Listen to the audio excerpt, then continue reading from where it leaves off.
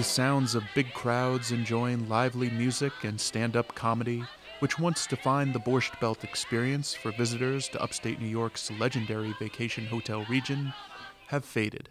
Today, many of those hotels have been closed and are little more than empty shells turned over to the elements. Yet there is beauty in this decay, and photographer Marisa Scheinfeld has captured it on film for a new exhibition at Yeshiva University Museum titled Echoes of the Borscht Belt, opening September 10th. Scheinfeld gave the Jewish Channel a tour of her work, which explores what were once the finest hotels in the region and what the passage of time has wrought. I think this image behind me of the coffee shop at Grossinger's really hits the nail on the head, if you will, of this empire known as the Borscht Belt that had declined. So you have these beautiful green stools that have withstood time and seasons and change and destruction behind it.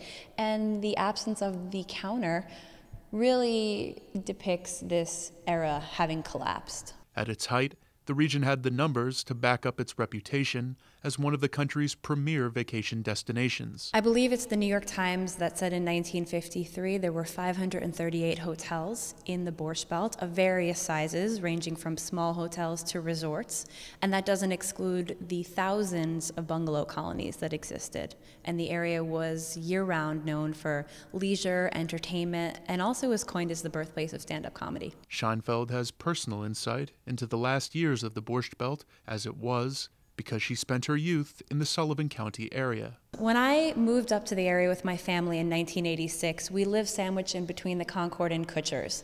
Those hotels primarily were the ones I went to as a kid, and I worked at the Concord as a lifeguard when I was 16. Scheinfeld only visited Grossinger's when she began this project, but it produced some of her favorite photos in the collection, like this one of the hotel's overgrown indoor pool. Which was a magnificent room and still is architecturally unbelievable. And here you have this lone chair that's sitting in this pool that has been abandoned, where you see on the floor a carpet that is turned to moss.